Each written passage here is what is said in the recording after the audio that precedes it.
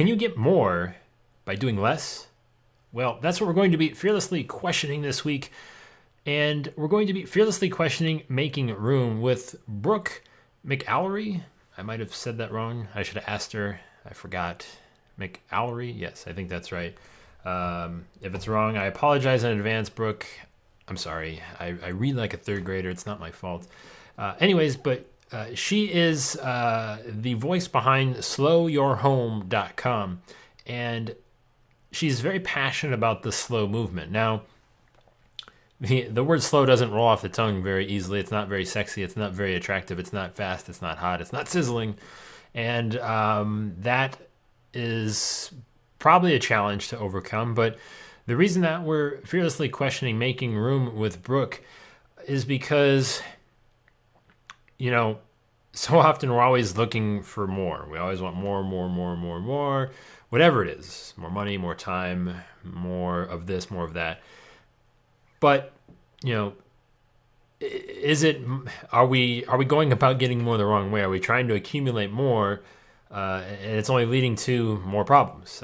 Is the idea, should we be removing things? Should we be focusing on minimalism, if you will? Should we be taking out the things that aren't essential? Slowing life down.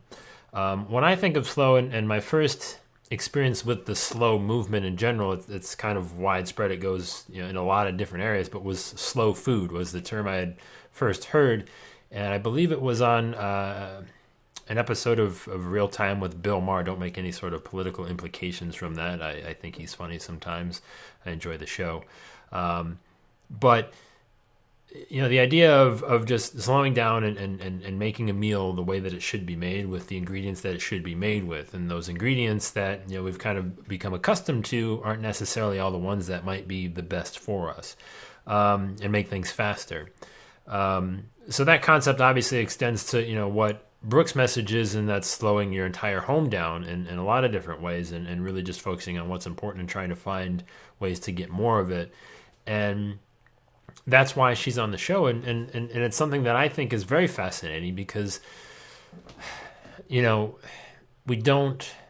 want to remove the stuff. Well, I mean, maybe because it's society has created it, is conspiring against us in so many ways, because we have to work so many hours based on whatever job we may or may not have. Now, obviously, if we're in a unique situation where we can set our own schedule and have that flexibility, then we can do those things. But if we don't, it's already a challenge from the start, because we have to be to work by a certain time. We have to be home at a certain time. We have to do something for dinner. We have to whatever. I mean, by the time all of that happens, you have to pick up the kids. You have to take the kids. You have to do whatever. You have to get ready for the next. And by the time all that happens, there's like 15 minutes for the next day. Or, there's 15 minutes to yourself. There's 15 minutes to play with your kids or whatever. And it's kind of crazy when you think about it. It drives me nuts a little bit when you think about it. We're a lot on this show. We talk about, comfort zones and getting out of them and things like that. But this is about finding the comfort zones. And this is probably, I'm probably going to talk to Brooke a little bit about this more on the show, but it's about finding the things that we know we don't want to change, or that will never change in a way that, again, it's like, missing the kids' sports games, missing your kids' sports games, or, missing putting your kids to bed at night. Like, those are the things that are comfortable that I don't think that you should ever really want to find your way out of. And finding ways to do more of it, and simplifying your life in a way that makes the other things that you do more meaningful, and not just continuing to add more things on unnecessarily. And it's something that I don't know. Honestly, I don't know. I'm going to be honest with you here. I don't know what your thoughts are on this. I mean, now Brooke has her own thoughts, as you will hear in her rant, that slow is considered to be maybe boring. It's not the norm of what, it's not pushing ourselves. It's not trying to be something better. And she'll explain why that's not the case, and we'll obviously get into it in the show. And my personal take on making room is doing the right thing for the right reason. And Brooke says focus a lot, and it is focus, and it's understanding what's important, but that importance is going to be different for everybody. And and this is something I also want to challenge too a little bit. If you follow Chris Brogan, and always a past guest of the show, he was on episode 6, I believe. So if you go to fearlesslyquestioning.com /6-3, you will get to Chris's episode if you want to listen to that. And that was Fearlessly Questioning Growing Up, another fantastic episode as well. But he's always telling me in his emails to stop watching Game of Thrones. I know he doesn't have anything personally against Game of Thrones. That's just his example for, stop watching TV, stop doing the things that aren't necessarily all that fulfilling. And his reasoning behind that is that you could be using that time to be doing something else more impactful or whatever, to get the things back, to get your time back, And I'm going to push back against that a little bit because, when we're looking for more, it's not necessarily, making that sacrifice. Again, whether you watch a TV show or not is up to you. You hear people say, I don't own a TV, I don't watch much TV. That's fine. Or you hear a lot of people that just love to talk about the TV shows that they watch, how, binge watching Netflix is a popular thing to do, obviously, is becoming a subculture in its own.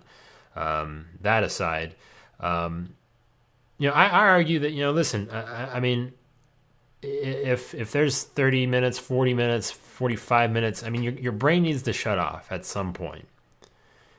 You're not going to be productive if you're always running. Even Chris himself, he says like you should schedule your day to 40% capacity, or it's 60. I can't remember. I'm pretty sure it's 40% capacity, because if you schedule it to 100%, then if something goes wrong, then you're not going to have time to fix it or react.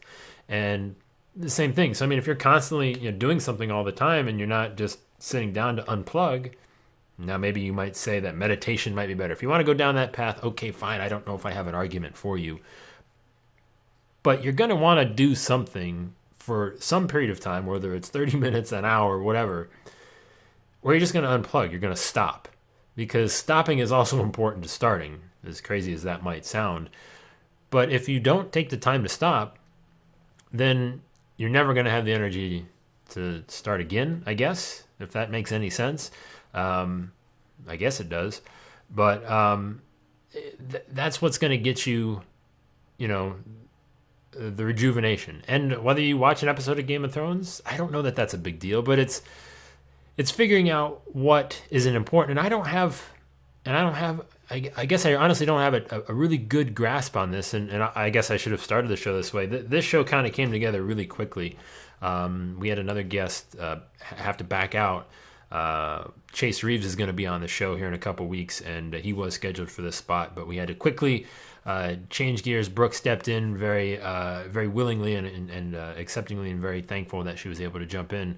So I guess maybe this topic hasn't sat in my brain long enough for me to fully say that I have tons of not that I ever have earth-shattering moments, but I guess what I'm getting at is I guess I don't know if I know exactly, if I'm thinking in my own life, what would need to be removed or what would need to be slowed down, that I can control at the present moment. I'm already, I try to do my best as far as the food goes. I've been on that bandwagon for quite some time. And I think that's part of maybe one of the reasons I'm most interested to talk to Brooke about is in what other aspects or areas, she's found it to be vital to slow down her life. And minimalism. I know she's a fan of The Walking Dead. I caught that briefly, so I know it's not TV. I know it's not entertainment. And we had a pretty brief but interesting music conversation as well. So, I mean, I don't know if it's around entertainment and the arts. I will be curious to find, and I might be right there with you, is exactly what do we remove? Because, outside of your job, outside of your family, and then outside of any type of social engagements, what is getting removed? How do you make room for those things? How do you find that extra time? Maybe I'm already that boring of a person that I don't. I mean, I guess because I work from home, I've made the joke I'm borderline agoraphobic.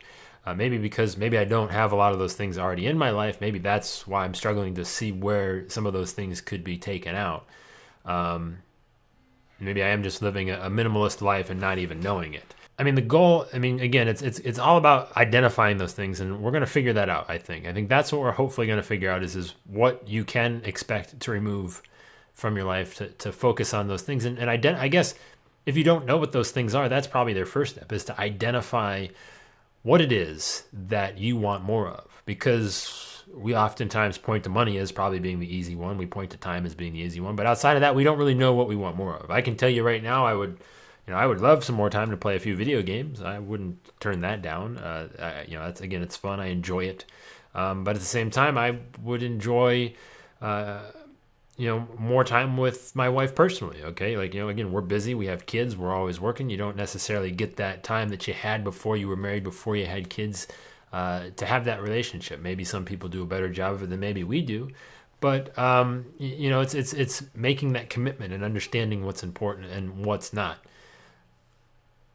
And it's strange as I'm thinking about it and talking to you, how very little I have in that department of saying, boy, what could I remove from my life that would help me get more of things. I'm going to stop there because I'm probably close to being very uninteresting at this point, and it will leave us a nice little cliffhanger to go into the full show. So Brooke will be back. It's going to be March 12th. That's a Thursday, of course, as always, at 2 p.m. Eastern. Again, almost as always, that's our normal, regularly scheduled programming. So we will see you there. Hope to catch you there in that live show. Feel free to click on wherever links you might be finding this in the description of the videos to join us live. If you are catching this on the podcast, of course, would appreciate you taking a moment to head on over to fearlesslyquestioning.com/subscribe, and that will get you to the iTunes and Stitcher pages where, if you could be so kind, leave a fearless question, a review, a rating, anything to kind of give some sort of feedback, testing the waters of what you're experiencing and how you're enjoying it, and letting other people know that this might be something that will work for them. Always love to hear those ratings and reviews, and definitely, if you can, fearlesslyquestioning.com/subscribe to do that. But I will get out of here. I'll catch you guys on Thursday at 2 p.m. Eastern. Come with your questions, participate in the live show. It's a lot of fun. Otherwise, I will catch you then. I'm Joey Giangola. Take it easy, everybody.